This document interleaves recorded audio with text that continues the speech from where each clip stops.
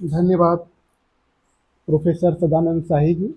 तो आज हमने पर्चा तैयार किया है स्वाधीनता संघर्ष में शिक्षा संबंधी विचार। तो इस पर्चे में महात्मा गांधी को छोड़कर या हिंदी के कुछ बड़े साहित्यकारों को छोड़कर कोई ऐसा विचारक आपको नहीं मिलेगा जिसका नाम आपने कभी सुना हो सकता है कि आप लोगों ने सुना भी। हम आप बड़े नाम सुनने के आदी हैं, लेकिन इस परिचय के माध्यम से मैं राष्ट्रवाद युगीन कुछ अल्पज्ञात व्यक्तियों का नाम लेना चाहूंगा जो एक सुंदर भारत बनाने की सपना बुन रहे थे। शिक्षा को लेकर वे लोग क्या सोच रहे थे, इस पर संक्षिप्त बातचीत करके अपनी बात समाप्त करूंगा। मैं एक अदना सा खोजी हूं, पुरानी किताबों पत्र पत्रिकाओं को ढूंढता हूं, उसे पढ़ता हूं और कहीं कुछ लिख भी देता हूं। मुझे आप लेखक, विद्वान, आलोचक, शिक्षाविद न समझें। दरअसल मैं कुछ हूं ही नहीं, जैसा कि शाही समय में घनघोर तारीफ कर दी और क्या क्या कहा। यह तो प्रोफेसर शाही जी का मनुहार था कि मैं चला आया, न जाने कितनी बार मैंने प्रोफेसर शाही जी को टपका दिया है। प्रोफेसर शाही पढ़ने लिखने और बोलने के अनेक प्रस्ताव मेरे सामने रखते रहे। मैं हाँ भी कह देता हूं कि ठीक है, फिर खामोशी ओढ़ लेता हूं। शायद दुचित्तापन इसे ही कहते हैं। तो मैं कुछ अल्पज्ञात व्यक्तियों का नाम लेकर उनके बड़े बड़े उद्धरण पढ़ूंगा और एक अल्पज्ञात व्यक्ति शिक्षा को लेकर, नौकरी रोजगार को लेकर, देश को लेकर, भारतीय सभ्यता और संस्कृति को लेकर क्या सोच रहे थे, उस पर भी बातचीत करूंगा और एक आध कविता सुनाकर अपनी बात खत्म करूंगा। शिक्षा के लिए, शिक्षा वैकल्पिक शिक्षा के लिए एक प्रस्ताव पत्र प्रोफेसर सदानंद शाही जी का एक महत्वपूर्ण विचार पत्र है। इसे पढ़ना चाहिए, बार बार पढ़ना चाहिए। इस विचार पत्र को पढ़कर मुझे 100-125 साल पहले के तमाम लोग याद आने लगे जो प्रोफेसर शाही की तरह सोच रहे थे। ऐसा लगा कि वे मूर्धन्य पुरखे प्रोफेसर शाही के रूप में उपस्थित होकर शिक्षा संबंधी इस तरह की बात हमारे सामने कर रहे हैं। वे पुरखे मनुष्य बनने और बनाने की बात तत्कालीन समाज से कह रहे थे। हम प्रोफेसर सदानंद शाही लिखित जो 1.5-2 पृष्ठ का विचार पत्र है, उसी के आलोक में यह देखने का प्रयास करेंगे कि औपनिवेशिक सत्ता द्वारा संचालित शिक्षण संस्थानों और शिक्षा को लेकर हमारे हिंदी बौद्धिकों के क्या ख्यालात थे। पहले हम इस विषय पर बातचीत करना चाहेंगे कि गुलाम भारत के बौद्धिक जन शिक्षा को लेकर या विद्या को लेकर क्या सोचते थे। लगभग सभी बौद्धिकों का एक स्वर में कहना था कि भारतवर्ष की उन्नति शिक्षा से ही हो सकती है। इसके लिए यह जरूरी है कि शिक्षा राष्ट्रीय ढंग की हो, राष्ट्रीय ढंग।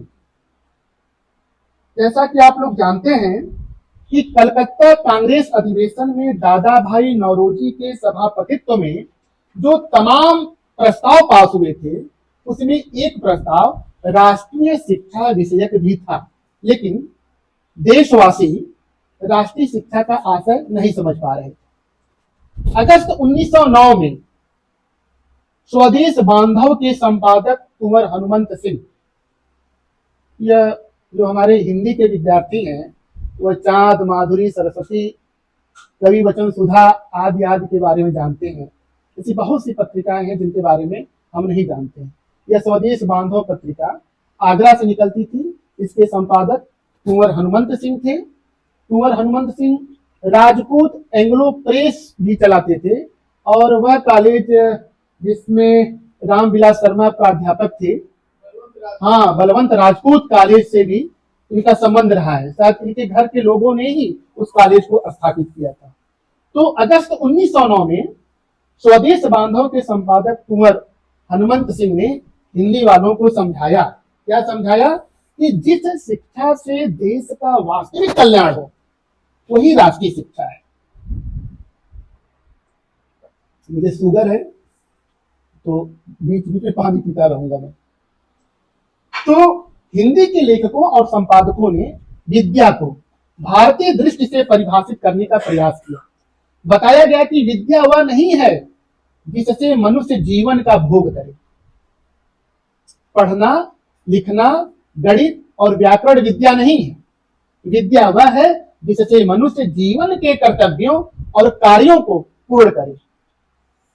ठीक या गलत क्या है, सत्य और असत्य क्या है, सुंदर और असुंदर क्या है, इन 3 प्रश्नों का अपने जीवन भर विचार करना और उनका उत्तर पाने की चेष्टा करना ही विद्या है। कुंवर हनुमंत सिंह ने कहा कि शिक्षा इसलिए नहीं है कि इसके द्वारा लोग वकील, पादरी, सिपाही या स्कूल मास्टर बने। शिक्षा इसलिए है कि शिक्षा से लोग मनुष्य बने। यह कुंवर हनुमंत सिंह 1909 में कह रहे थे, स्वदेश बांधव में लिख रहे थे। सितंबर 1907 के सरस्वती में अयोध्या सिंह उपाध्याय हरिऔध की एक कविता विद्या शीर्षक से प्रकाशित है, जिसकी शुरुआती कुछ पंक्तियां मैं सुनाना चाहूंगा। इस चमकते हुए दिवाकर से, रस बरसते हुए निशाकर से, जो अलौकिक प्रकाश वाली है और सरसता में जो निराली है, वह जगत वंदनीय विद्या है, अति अनूठा प्रभाव जिसका है। ज्योति सूरज जहां नहीं जाती, यह वहां भी रंग है दिखलाती। जो शशि को सरस नहीं कहते, इसके रस से है मोद वह लाते।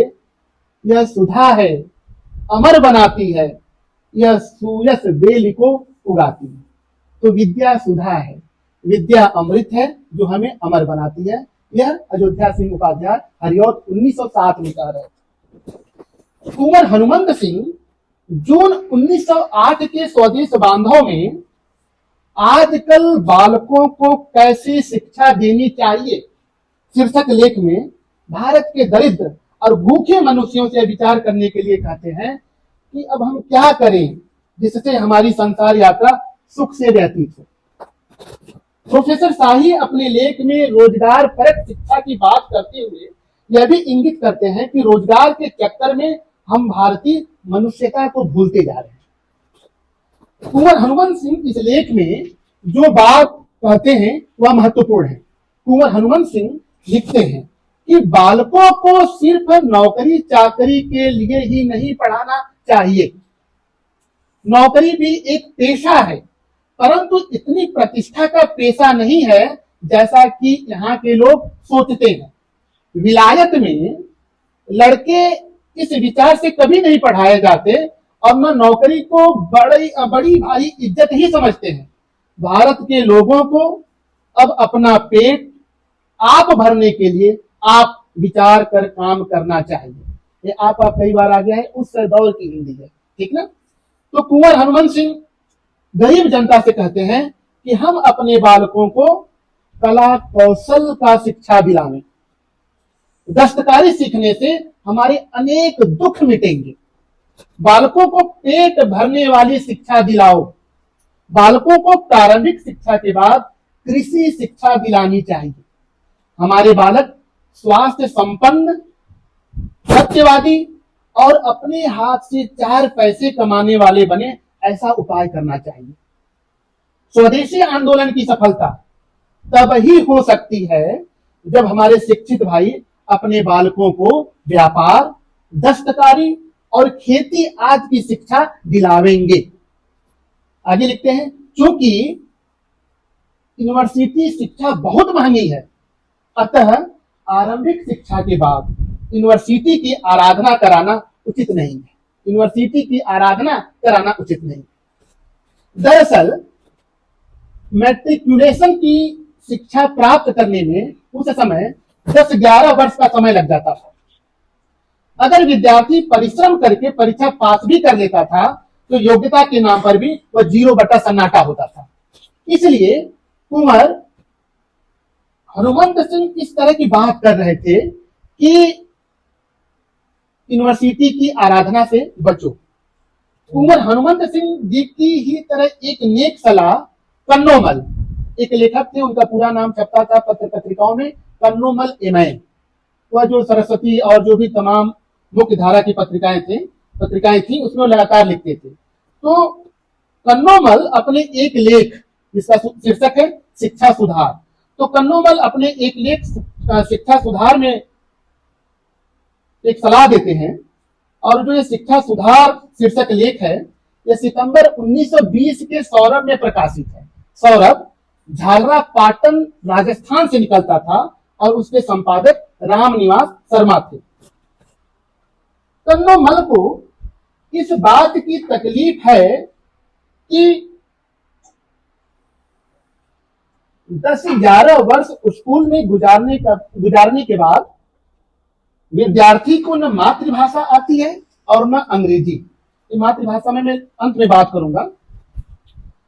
तो विद्यार्थी को न मातृभाषा आती है और न अंग्रेजी। मैट्रिक पास होने के बाद ये विद्यार्थी कुछ काम भी नहीं कर पाते हैं। कन्नोमल चाहते थे कि सार्वजनिक शिक्षा इस तरह की हो कि उसमें ज्यादा समय न लगे। शिक्षा प्राप्त करने के बाद विद्यार्थी अनाड़ी न रह जाए। शिक्षण संस्थान विद्यार्थी को इस योग्य बना दे कि वह अपने और अपने घर वालों के लिए खाने पहनने लायक जरूर कमा सके। अब विद्यार्थी इस लायक बने कैसे? तो कन्नोमल बताते हैं, कुछ सुझाव देते हैं। क्या सुझाव देते हैं? कि शिक्षा का मुख्य माध्यम हिंदी हो, अंग्रेजी और उर्दू द्वितीय भाषाओं के तौर पर पढ़ाई जावे। शिक्षा प्राप्त करने में लड़के को 6 या 7 वर्षों से अधिक समय न लगे। जैसा कि मैंने बताया, मैट्रिकुलेशन पास करने में 10-11 साल लग जाते थे। इस अवधि को कन्नोमल 6 या 7 वर्ष कर देने की सलाह देते हैं। कन्नोमल आगे लिखते हैं अपने लेख शिक्षा सुधार में, पहले 4 वर्षों की शिक्षा एक सी होनी चाहिए। पहले वर्ष हिंदी पढ़ाई जाए, दूसरे वर्ष उर्दू या अंग्रेजी। 4 वर्ष का पाठ्यक्रम ऐसा रखा जाए कि लड़का हिंदी का अच्छा ज्ञाता हो जाए और कुछ उर्दू और अंग्रेजी से भी परिचित हो जाए। इतनी शिक्षा सब लड़कों के लिए सामान्य हो और उसके प्रचार के लिए स्थान स्थान पर पाठशालाएं हो। 4 वर्ष की शिक्षा के बाद 2 वर्ष की शिक्षा ऐसी दी जाए जो परम उपयोगी हो और जिसके द्वारा वह अपना जीवन निर्वाह कर सके। 4 साल के बाद जो 2 वर्ष की शिक्षा है वह बड़ा ही महत्वपूर्ण है। ऐसा लगता है कि कन्नोमल मालवीय जी महाराज की नकल कर रहे हैं। कन्नोमल लिखते हैं, एक सुझाव देते, एक सलाह देते हैं कि यदि राज्य बड़ा हो तो प्रत्येक सूबे या प्रांत में, और यदि छोटा हो तो सिर्फ राजधानी में ही एक लोक हितकारी विश्वविद्यालय स्थापित किया जाए। लोक हितकारी विश्वविद्यालय। इस विद्यालय में यानी इस विश्वविद्यालय में निम्नलिखित स्कूल हो और प्रत्येक स्कूल में 2 वर्षों की शिक्षा हो। पूर्वोक्त 4 वर्ष की शिक्षा प्राप्त करने के बाद लड़का चाहे जिस स्कूल में 2 वर्ष की शिक्षा के लिए पढ़े और जब पढ़ चुके तो योग्यता का प्रमाण पत्र प्राप्त करे। विश्वविद्यालय में कौन कौन से स्कूल है उसका जिक्र करते हैं विस्तार से कन्नोमल।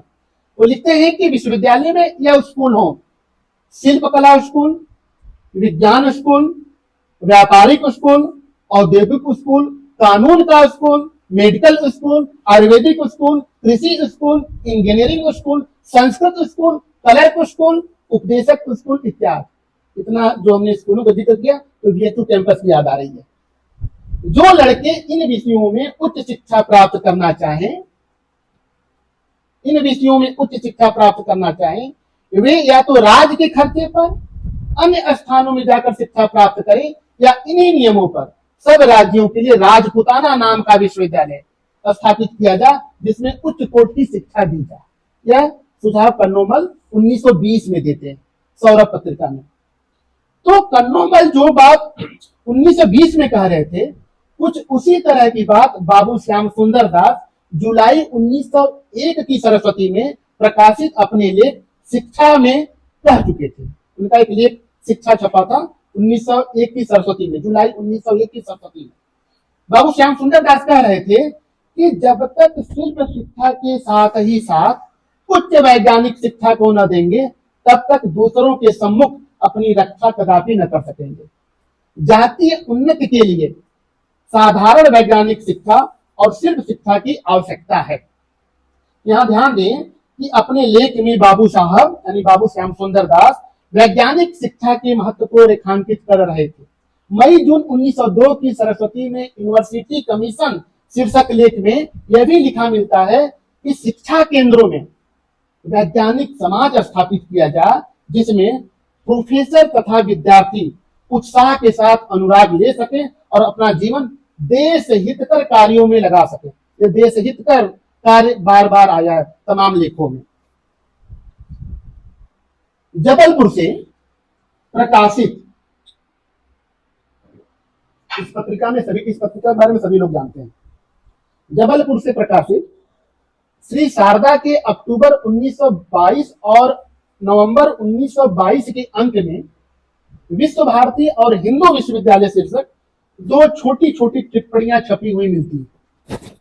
हिंदू विश्वविद्यालय मतलब अपना विश्वविद्यालय, काशी हिंदू विश्वविद्यालय।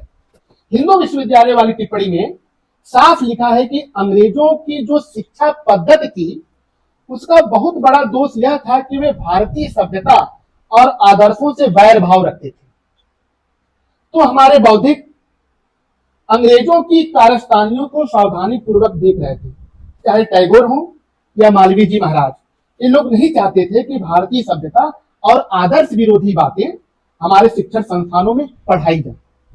तो हिंदी के पत्रकार इस बात की नोटिस ले रहे थे कि जो हमारे देसी शिक्षण संस्थान हैं, उनकी गतिविधियां किस तरह की, वे सरकारी संस्थानों से किस तरह अलग हैं। देसी शिक्षण संस्थानों पर अनेक लेख और टिप्पणियां उस दौर में लिखी हुई मिलती। हम गरीब थे या हम गरीब हैं, इसका एहसास विश्व भारती को था। अतः विश्व भारती या यूं कहें कि टैगोर जी अपने बच्चों को आत्मनिर्भरता का पाठ पढ़ा रहे। श्री शारदा ने विश्व भारती शीर्षक टिप्पणी में जो लिखा है उस पर ध्यान दिया जाना चाहिए। सुनिएगा, लिखा है कि विद्यालय आशा करता है कि विद्यार्थी अध्ययन के कार्यों में आचार्यों पर विशेष निर्भर न रह स्वतः परिश्रम करते हुए अपने ऊपर ही अवलंबित रहेंगे। आगे लिखा, यहां विद्यार्थियों के हृदय में बार बार इस भावना के जागृत करने का प्रयत्न किया जाता है कि ज्ञान का उपार्जन केवल ज्ञान ही के लिए है, न कि पदवी प्राप्ति और अर्थ संचय के लिए। इसे फिर से सुनिएगा आप लोग। श्री शारदा में जो टिप्पणी विश्व भारती नाम से प्रकाशित है, उसमें यह पंक्ति में दोबारा सुनाना चाहूंगा कि विश्व भारती में यानी विश्व भारती के विद्यार्थियों के हृदय में बार बार इस भावना के जागृत करने का प्रयत्न किया जाता है कि ज्ञान का उपार्जन केवल ज्ञान ही के लिए है, न कि पदवी प्राप्ति और अर्थ संचय के लिए। इस रोशनी में जब हम नमक का दारोगा पढ़ेंगे तो उसका अर्थ एक दूसरे रूप में खुलता हुआ नजर आएगा। आगे सुनिए, अगस्त 1918 की लक्ष्मी में, एक लक्ष्मी नाम से पत्रिका निकलती थी गया बिहार से, और इसके संपादक थे लाला भगवान जी, हमारे काशी हिंदू विश्वविद्यालय के प्रोफेसर, हिंदी विभाग के प्रोफेसर। अगस्त 1918 की लक्ष्मी में इन्हीं रामचंद्र शुक्ल एमए, सिर्फ हमारे ही रामचंद्र शुक्ल नहीं थे, रामचंद्र शुक्ल बीए, रामचंद्र शुक्ल एमए, रामचंद्र शुक्ल सरस, और भी एक आध दो नाम मिलते हैं। ये रामचंद्र शुक्ल एमए के लेख का मैं जिक्र करना चाहूंगा कि अगस्त 1918 की लक्ष्मी में इन्हीं रामचंद्र शुक्ल एमए का एक लेख शिक्षा और हृदय शीर्षक से मिलता है। लेख का शीर्षक है शिक्षा और हृदय। इस लेख से पता चलता है कि लोग शिक्षा का मतलब यही समझ रहे थे कि इम्तिहान में ऊंचे नंबर मिल जाएं। गवर्नमेंट स्कॉलरशिप मिल जाए और अंत में वकालत चल जाए या सरकारी नौकरी मिल जाए, यही शिक्षा का अर्थ समझा जाता था 1918 में। और सरकारी नौकरी ऐसी हो कि कुछ ऊपरी आमदनी भी हो जाए। आप याद करें कि नमक का दारोगा का पिता इस आमदनी पर विशेष जोर दे रहा होता है। अगर हम रामचंद्र शुक्ल एमए की बात पर विश्वास करें तो तत्कालीन माँ बाप यही चाहते थे कि हमारी संतानें पढ़ लिखकर धनवान और ऐश्वर्य संपन्न बने। इसे ही प्रोफेसर सदानंद शाही ने अपने विचार पत्र में औपनिवेशिक उच्छिष्ट तत्व कहा है, और यह उच्छिष्ट तत्व 2025 में भी भयंकर रूप से इस देश में विद्यमान है, और प्रोफेसर शाही ने इसे दूर करने के लिए ठान लिया है इस 6 दिवसीय कार्यक्रम के द्वारा। देखते हैं भगवान उनकी कहां तक मदद करते हैं। तो आज के माँ बाप भी यही चाहते हैं कि हमारी संतानें पढ़ लिखकर खूब धन लूटे। अब सवाल यह खड़ा होता है कि इस लूट से हमारी संतानें कैसी बनेंगी। 1918 में रामचंद्र शुक्ल एमए इस तरह के प्रश्न उन माता पिता से कर रहे हैं जो चाहते थे कि हमारे पुत्र धन लूटे पढ़ लिख करके। वे प्रश्न करते हैं 1918 में रामचंद्र शुक्ल उन माँ बाप से जो ऐसा सोचते थे कि शिक्षा के धनकरी होने पर भी, धनकरी शब्द आया सर यहाँ पर, शिक्षा के धनकरी होने पर भी कौन माता पिता अपने हृदय पर हाथ रखकर यह कह सकेंगे कि उन्हें स्वीकार है कि उनकी संतान धनवान और ऐश्वर्य संपन्न होने के लिए हृदय विहीन हो जाए। रामचंद्र शुक्ल इस तरह की पनप रही प्रवृत्ति की घनघोर निंदा करते हैं। उन्हें यह सब असह्य है। आगे लिखते हैं, ध्यान से सुनिएगा। लोक प्रपंच में भूलकर, जड़वाद के जाल में पड़कर, हृदय को भुलाकर, व्यवहारिक जीवन में चाहे हमसे ऐसी गलती हर घड़ी हो रही हो, पर हम हृदय पर हाथ रखकर यह नहीं कह सकते कि हमारी संतान का हृदय विहीन होना हमें स्वीकार है। निर्धन देश में उत्पन्न होकर पैसे के लिए कंगाल होने के कारण हम अपनी संतान को धनकरी विद्या के पीछे भटकने के लिए आज्ञा दें और मजबूर भी करें, पर हमारा धर्म प्राण देश अभी ऐसा निर्जीव नहीं हुआ है कि हम हृदय का बहिष्कार करें, चरित्र का तिरस्कार करें और आत्मा के अमर अस्तित्व को भुला दें।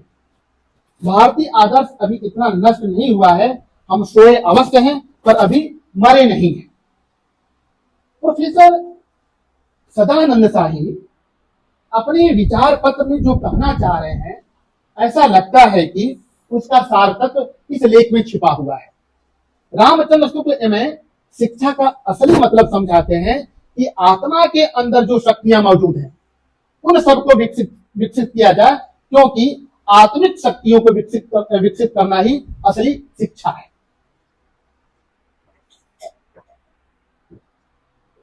इस परिचय को तैयार करने के लिए प्रोफेसर सदानंद शाही जी ने जो थोड़ा सा समय मुझे दिया था, उस थोड़े से समय में जितना मैं पढ़ पाया उतने में मैंने पाया कि हिंदी क्षेत्र के बौद्धिक जन योग्य शिक्षकों की भी बातें कर रहे थे, जो अध्यापक योग्य होना चाहिए। रामचंद्र शुक्ल एमए अयोग्य अध्यापकों पर प्रश्न चिन्ह खड़ा करते हैं। उनका कहना था कि पहले के आचार्य ज्ञान प्राप्ति के लिए कठिन परिश्रम करते थे, लेकिन वो लिखते हैं, लेकिन अब सब महकमों से निकाले हुए, महकमों मानी महकमों से, डिपार्टमेंट से, विभाग से निकाले हुए, अब सब महकमों से निकाले हुए जीवन के सभी व्यवसायों के लिए असफल और असमर्थ लोग अधेले के कागज पर लिखी हुई दरखास्त की सहायता से आचार्य पद प्राप्त कर रहे हैं।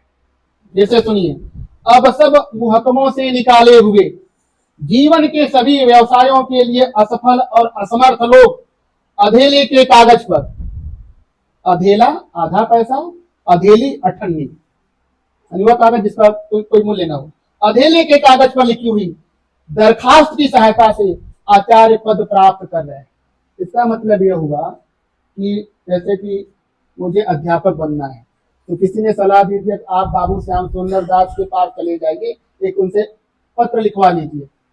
ऐसा मिलता है, ऐसा लोग करते थे। और सबसे अधिक इस तरह का पत्र लिखा मिश्र बंधुओं ने। उनके पास लोग जाते थे, लिखवा लेते थे और नौकरी पा जाते थे। यह इसमें कहना चाह रहे हैं रामचंद्र शुक्ल। रामचंद्र शुक्ल ये वाले नहीं, रामचंद्र शुक्ल एमए, ये कौन थे मुझे नहीं मालूम। शुक्ल जी का यह वाक्य बहुत कुछ कह देता है। रामचंद्र शुक्ल चाहते थे कि स्कूल का अध्यापक सहृदय और प्रेमी स्वभाव का हो। अध्यापक अपनी सहृदयता के सहारे बच्चे के नन्हे हृदय के आवेगों, उसके उत्साह और उसकी लालसा को ठीक से समझे। अगर शिक्षक क्रुद्ध होंगे तो सदा के लिए बालक का हृदय विदीर्ण हो जाएगा और उससे उच्च आदर्श, सच्चे उत्साह और उत्सर्गी उद्योग की आशा करना व्यर्थ है। रामचंद्र शुक्ल एमए आगे लिखते हैं कि शिक्षक सचरित्र हो, पवित्र आत्मा हो, उनके हृदय में स्नेह सलील की धारा बहती हो। अगर यह नहीं है तो आप शिक्षक पद के अधिकारी नहीं। मातृभाषा के प्रचारक विमल बीए पास, हमारे हिंदी विभाग के मूर्धन्य आचार्य बाबू श्याम सुंदर दास भी शिक्षकों में निम्नलिखित गुणों के होने की बात करते हैं। ये गुण क्या है? चरित्र बल, श्रमशीलता, धैर्य, निज कर्तव्य में उत्साह तथा उसके महत्व और गौरव में दृढ़ विश्वास, साथ ही विषय का पूरा ज्ञान। बाबू साहब यह भी कहते हैं कि शिक्षा तब तक अच्छी नहीं हो सकती जब तक अच्छे शिक्षक न मिले। इतना ही हमने नोट किया एक अच्छे अध्यापक के बारे में। आगे सुनिए। बहुत ध्यान से तत्कालीन हिंदी पत्र पत्रिकाओं का अध्ययन किया जाए तो हम पाएंगे कि हिंदी के बौद्धिकों ने अंग्रेजी शिक्षा पर संदेह व्यक्त किया। उन लोगों ने कहा कि ब्रिटिशों ने भारत में शिक्षा का प्रचार अपने स्वार्थ के लिए किया है। अंग्रेजों ने अपने लाभ के लिए भारतीय शिक्षा पद्धति तैयार की है, जो भारतीयों के ऊपर सबसे बड़ा जुल्म है। अंग्रेजी शिक्षा पद्धति से निर्बल भारतीयों की फौज खड़ी हुई है। मार्च 1921 के सौरभ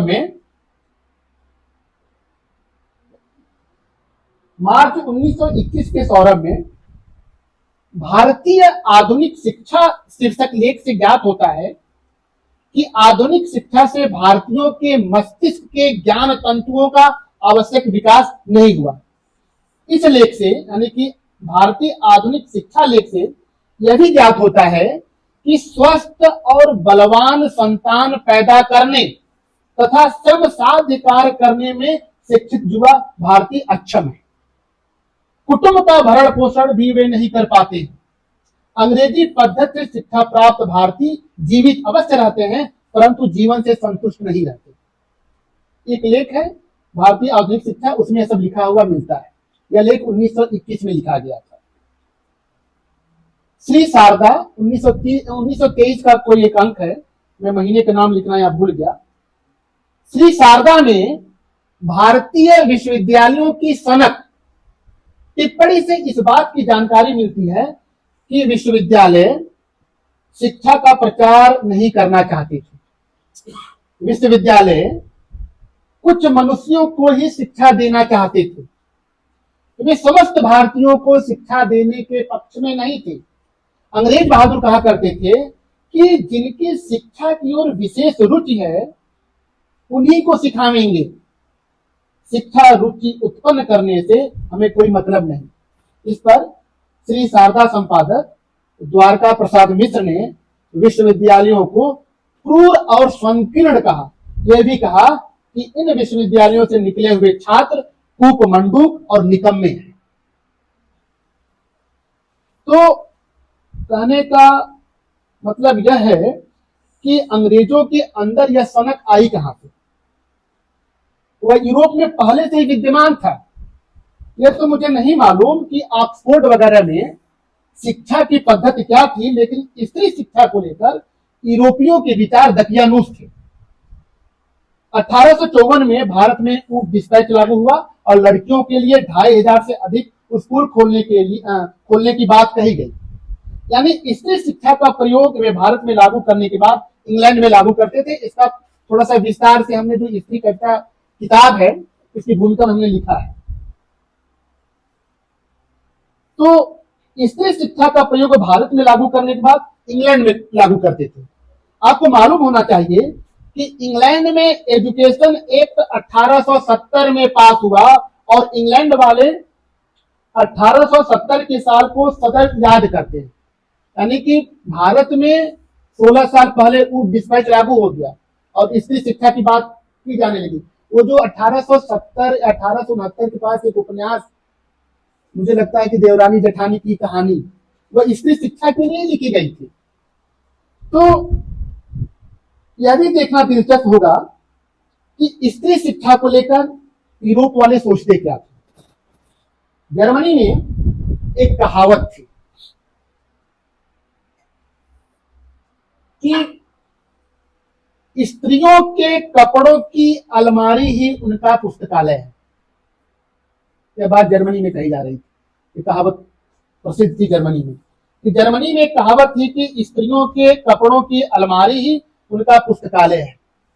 एक फ्रेंच कहावत भी इसी ढंग की थी कि लड़कियों को या तो पूर्ण धार्मिक शिक्षा दो या घर की दीवारों के भीतर रखो। यूरोपियों का मानना था कि शिक्षा सिर्फ पुजारी, पादरियों और महंतों के लिए होना चाहिए। डॉक्टर जॉनसन कहा करता था कि यदि सब पढ़ लिख जाएंगे तो हाथ से काम करने वाले लोग न मिल सकेंगे। बाद में जब एकाध प्रगतिशील टाइप के लोग शिक्षा के महत्व को समझने लगे तो शिक्षा सबके लिए अनिवार्य करने की बात वहां होने लगी। विक्टर ह्यूगो ने कहा कि जो एक स्कूल खोलता है एक जेल खाने को बंद करता है। आप लोग यह मत समझिए कि यूरोप वाले बहुत विद्वान, बहुत नेक या हर विषय में बहुत आगे बढ़े हुए थे। पश्चिम कभी अपराधियों का गढ़ हुआ करता था, गुंडे मवाली वगैरह की भरमार थी वहां। ये गुंडे मवाली भारत के धन को लूट रहे थे। कायदे से पढ़ा लिखा इंसान लुटेरा नहीं हो सकता। द यूज ऑफ लाइफ पुस्तक के अनुसार यूरोप में प्राइमरी स्कूलों में 14 लाख विद्यार्थी पढ़ते थे। बाद में संख्या 50 लाख हो गई। 50 लाख हो गई तो इसका परिणाम क्या हुआ? इसका परिणाम यह हुआ कि शिक्षित होने से अपराधियों की संख्या में गिरावट दर्ज हुई। पुलिस और जेल खानों पर होने वाले व्यय में कमी आई। 1,57,000 कैदियों में से 5,000 मनुष्य ऐसे थे जो लिख पढ़ सकते थे और केवल 250 ऐसे थे जिन्हें शिक्षित कहा जा सकता था। यह यूरोप की शिक्षा व्यवस्था थी। यह सारी बात मैं जो कह रहा हूं यह अगस्त 1909 के स्वदेश बांधव में छपे एक लेख राष्ट्रीय शिक्षा के आधार पर आप लोगों के सामने प्रस्तुत कर रहा हूं। अब दूसरी एक बात देखिए, यह थोड़ा विश्वविद्यालयों के लेकर के है, ध्यान से सुनिएगा। अगस्त 1918 के स्वदेश बांधव में गोपाल प्रसाद शर्मा का लेख का शीर्षक है विश्वविद्यालय। विश्वविद्यालय लेख पढ़ने से पता चलता है कि विश्वविद्यालयों की परीक्षा प्रणाली दूषित थी। 1918 में रटने की प्रवृत्ति बढ़ रही थी। विद्यार्थी रट कर परीक्षा देने जाते थे। 1918 में विश्वविद्यालयों में जाकर विद्यार्थियों ने झूठ बोलना सीख लिया था। 1918 में और तो और विद्यार्थी नकल करने की प्रवृत्ति की तरफ भी झुक रहे थे। 1918 में यह भी गौर करने की बात है कि अंग्रेजों ने जितने भी विश्वविद्यालय खोले उनके अलग अलग नियम बनाए। पंडित बलभद्र प्रसाद ज्योतिषी ने पटना विश्वविद्यालय लेख में कलकत्ता विश्वविद्यालय से तुलना कर पटना विश्वविद्यालय की कमियां गिनाई हैं। पंडित बलभद्र प्रसाद ज्योतिषी सरकार से सवाल करते हैं कि एक ही देश में विश्वविद्यालयों के काम करने का ढंग अलग अलग क्यों है और अभी भी है वह। पंडित बलभद्र प्रसाद ज्योतिषी तत्कालीन बिहार में शिक्षा को लेकर जो कुछ किया जा रहा था उस पर निगाह गड़ाए हुए थे।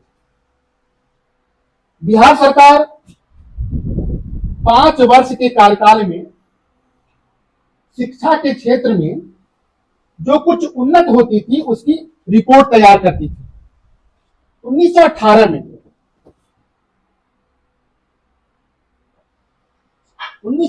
में पब्लिक इंस्ट्रक्शन के डायरेक्टर फोकस साहब ने एक रिपोर्ट लिखी इस रिपोर्ट के आधार पर पंडित बलभद्र प्रसाद ज्योतिषी ने मार्च 1918 की लक्ष्मी में बिहार में शिक्षा शीर्षक लेख लिखा।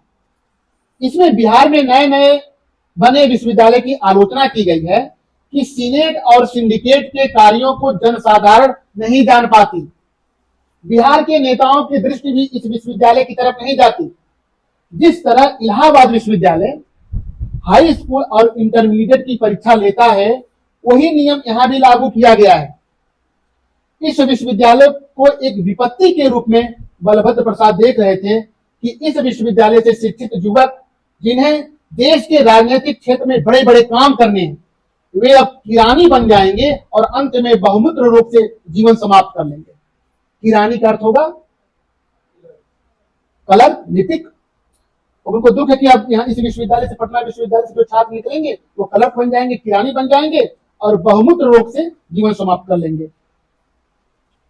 पंडित बलभद्र प्रसाद ज्योतिषी बिहार में खुले विश्वविद्यालय को लेकर अप्रसन्न दिखते हैं। वे लिखते हैं, सुनिएगा, हम लोगों को अभी भारत में बड़ी बड़ी उन्नति होने की आशा लगी है। स्वराज मिलने की आशा भी शिक्षित और अशिक्षित दोनों के मन में उग आई है। यानी कि जो पढ़ा है उसे भी और जो नहीं पढ़ा उसे भी, कि अब स्वराज हमको मिल जाएगा, यह आशा उनके मन में है। फिर से सुनिए, हम लोगों को अभी भारत में बड़ी बड़ी उन्नत होने की आशा लगी है। स्वराज मिलने की आशा भी शिक्षित और अशिक्षित दोनों के मन में उग आई है। ऐसी दशा में बहुत से किरानियों की जरूरत इस प्रांत में नहीं है, बल्कि ऐसे लोगों की जरूरत है जो विद्या और बल के द्वारा प्रांत के शासन से लेकर चपरासी के काम तक करने के योग्य हो। कहने का तत्व यह है कि प्रत्येक व्यक्ति बीए एमए हो और मन को अपने वश में किए हुए हो। आवश्यकता होने से वह कुर्सी पर बैठ विचार करे, कानून बनावे और जरूरत पड़े तो मामूली सिपाही का भी काम करे। भविष्य में चाहे जैसा परिवर्तन हो, पर अभी ऐसे ही लोगों की जरूरत है। अतः हर व्यक्ति को बिना सोचे स्कूल फाइनल की ओर दौड़ना केवल बेवकूफी नहीं, पाप भी है।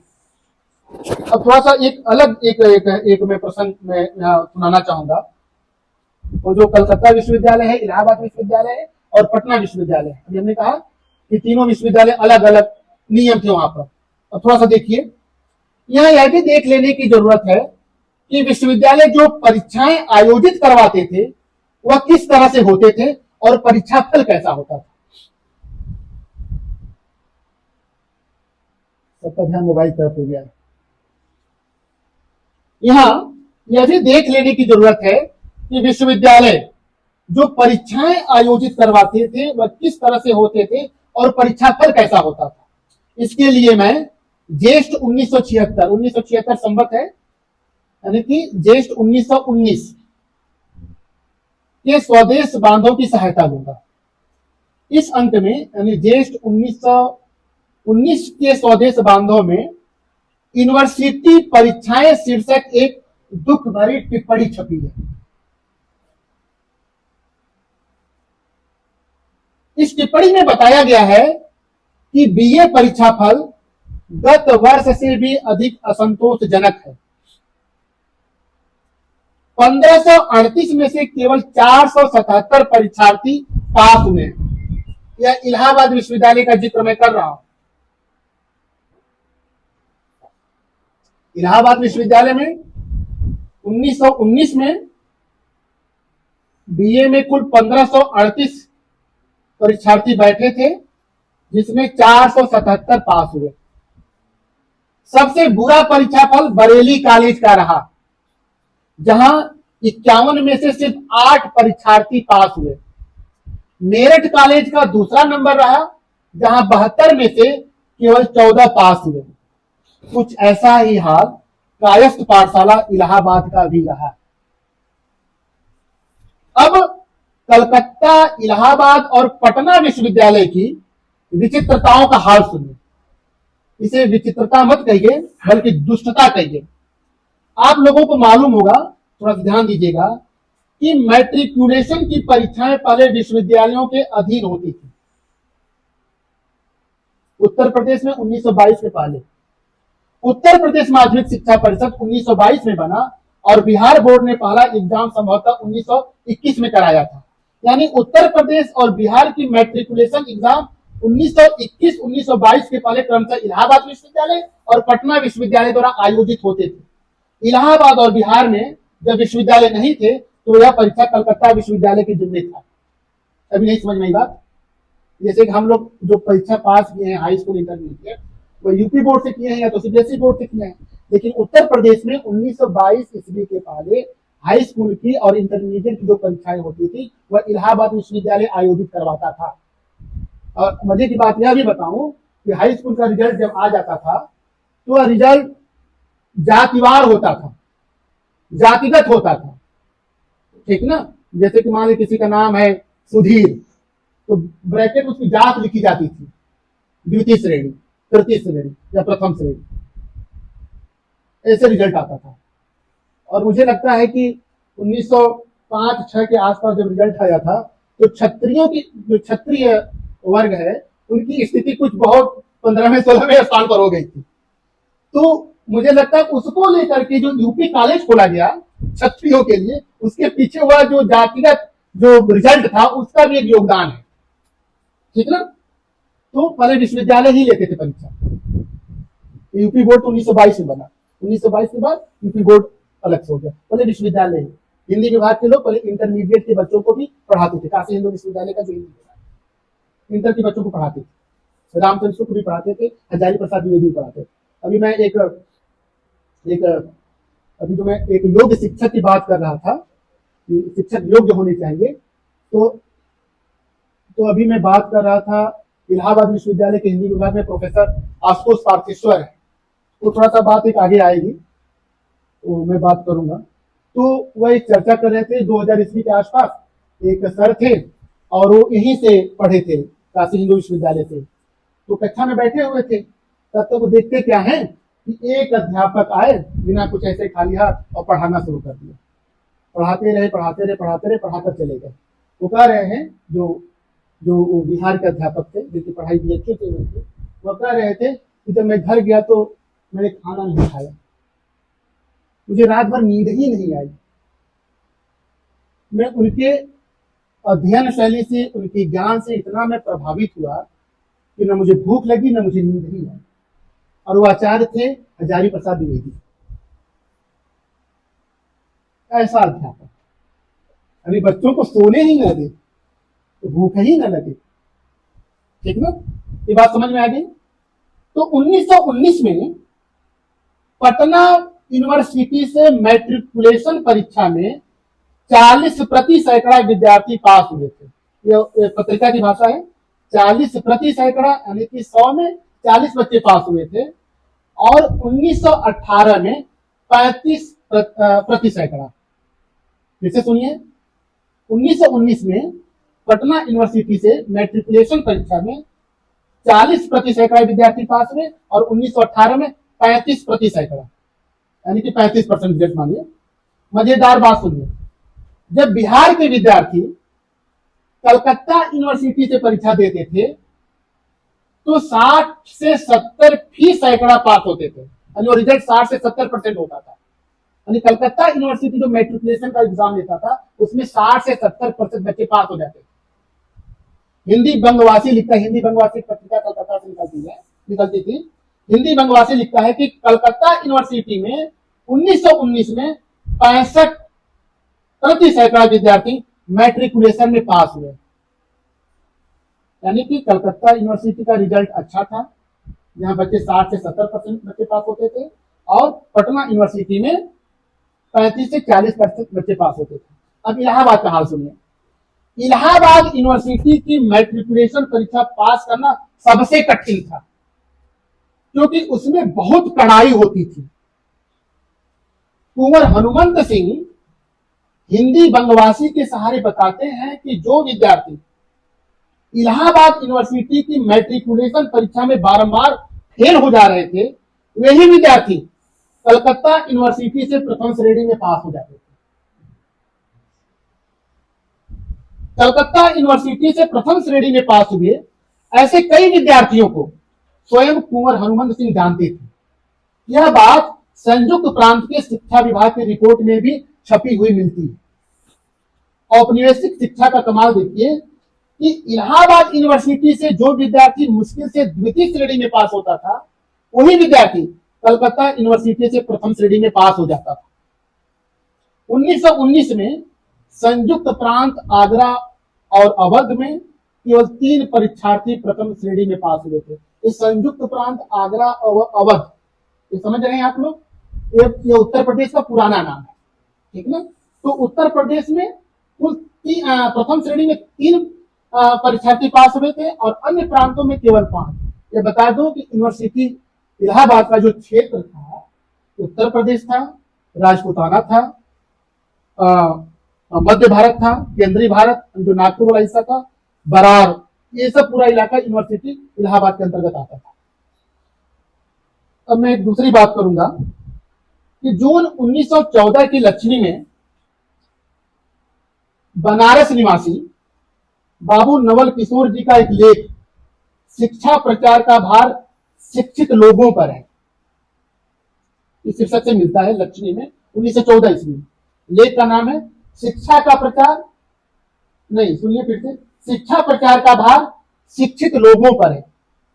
दरअसल जिन्हें हम हिंदी बौद्धिक कहते हैं, वे नहीं चाहते थे कि शिक्षा का संपूर्ण भार इंग्लिस्तानियों के हाथ में। डेरा इस्माइल खान के जमींदार टहलराम गंगाराम, पुरानी पत्रिकाओं को उल्टेंगे पलटेंगे तो यह नाम विशेष रूप से मिलता है। यह जमींदार थे डेरा इस्माइल खान के। डेरा इस्माइल खान एक जनपद, एक जिला है जो इसमें पाकिस्तान में पड़ता है। तो डेरा इस्माइल खान के जमींदार टहलराम गंगाराम जो यूरोप आदि घूम आए थे और हिंदी की पत्र पत्रिकाओं में कुछ न कुछ लिखा करते थे, उनका मानना था कि भारत में अनिवार्य और निःशुल्क शिक्षा होनी चाहिए। अगर सरकार ऐसा नहीं करती है तो देश के नेताओं और हितैषियों का यह धर्म है कि वे इसका उपाय करें। टहलराम गंगाराम का कहना था कि हमें देश के प्रत्येक देवालय यानी कि मंदिर और धर्मशाला में पुस्तकालय स्थापित करना चाहिए, जहां लोग दिन में जाकर पुस्तकें पढ़ सकें। वे यह भी कहते हैं कि किसानों और मजदूरों के लिए प्रत्येक गांव, शहर के प्रत्येक मोहल्ले में नैतिक पाठशालाएं खोलना चाहिए। नैतिक पाठशाला, रात्रि पाठशाला खोलना चाहिए। टहलराम गंगाराम साधुओं को प्रशिक्षित किए जाने की भी बात करते हैं। जब वे साधुओं को प्रशिक्षित करने की बात करते हैं तो हमें स्वामी विवेकानंद की बात याद आती है। वो भी चाहते थे जो साधु घूमते हैं गांव देहात में, उनको ट्रेन किया जाए और जो गरीब या इस तरह के ग्रामीण लोग हैं उनको शिक्षित करें। तो मैं बात कर रहा था काशी के बाबू नवल किशोर जी का। भारतवर्ष की, थोड़ा सा और रह गया है, भारतवर्ष की उन्नति में अशिक्षा को वे एक बड़ी रुकावट मानते थे। अपने इस लेख में बाबू नवल किशोर अस्पृश्य जातियों के साथ ही उच्च जातियों की अशिक्षा के सवाल को भी उठाते। वे चाहते थे कि प्रत्येक भारतीय समाचार पत्र इत्यादि भली भांति पढ़ना सीख ले। सार्वजनिक शिक्षा का भार गवर्नमेंट अपने ऊपर ले या न ले, हमें अपने कर्तव्यों से भागने की जरूरत नहीं है। भारतीय इस उम्मीद में थे कि गवर्नमेंट देश में अनिवार्य और निःशुल्क शिक्षा लागू कर देगी। नवल किशोर जी प्रतीक्षा नहीं करना चाहते थे। तकदीर पर हाथ रखकर बैठने के पक्ष में वे नहीं थे। जो लोग शहरों में इकट्ठा होकर मीटिंग करते थे या कुछ रेजोल्यूशंस पास कर लेते थे, उनका वे विरोध करते हैं। नवल किशोर कहते हैं इससे कुछ भी लाभ न होगा, यह समय काम करने का है, हम लोगों का कर्तव्य है कि कुछ काम करें। वे लिखते हैं कि जितने समय तक गवर्नमेंट शिक्षा का भार अपने हाथ में न ले, इस बीच में कम से कम इतना काम तो अवश्य आप लोगों को कर डालना चाहिए कि लोगों में शिक्षा की रुचि उत्पन्न करा दे। इसे हमने बताया कि अंग्रेज नहीं चाहते, अंग्रेज शिक्षा में रुचि नहीं जगाना चाहते। और ये कह रहे हैं कि हम भारतीयों की जिम्मेदारी है कि जो अस्पृश्य हैं, जो अशिक्षित हैं, उन लोगों में शिक्षा की रुचि उत्पन्न करा दे। अस्पृश्य जातियों को तथा उच्च जातियों में भी जो अशिक्षित हैं, उनका ध्यान शिक्षा की ओर आकर्षित करा दे। इससे इतना लाभ हो सकता है जितना सभा सोसाइटियों से नहीं हो सकता, क्योंकि जिस बात की रुचि होती है उसका मार्ग सहज हो जाता है। शिक्षा की आवश्यकता, शिक्षा से लाभ तथा शिक्षा का प्रभाव जब तक अशिक्षितों को नहीं दिखाया जाता तथा उनके हृदयों में शिक्षा के प्रति गाढ़ी रुचि नहीं उत्पन्न की जाती, तब तक शिक्षा का अभाव ही समझना चाहिए। इस समय यह कर्तव्य आपका ही है कि अशिक्षितों में शिक्षा के रुचि उत्पन्न करावें। यह बात बाबू नवल किशोर कह रहे थे, जो बनारस के ही रहने वाले थे। नवल किशोर जी के अनुसार देश सेवकों के रजिस्टर में नाम लिखवाना ही भारत माता की सेवा नहीं है, अपितु शिक्षा का प्रचार करना भी भारत माता की सेवा है। शिक्षा प्रचार के लिए सुझाव भी देते हैं कि गांव गांव में सोसाइटी बनाने की आवश्यकता है। ये सोसाइटी अशिक्षितों का ध्यान शिक्षा की ओर आकर्षित करे। अगर आप अधिक शिक्षित हैं और देहातों में जाने पर लज्जा आती है तो आपको चुल्लू भर पानी में डूब मरना चाहिए, ऐसा नवल किशोर कहते हैं। नवल किशोर शिक्षित भारतीयों से कटिबद्ध हो जाने का निवेदन करते हैं कि देहात में, प्रांत में, शहर कस्बा में जाकर शिक्षा की रुचि उत्पन्न कराइए।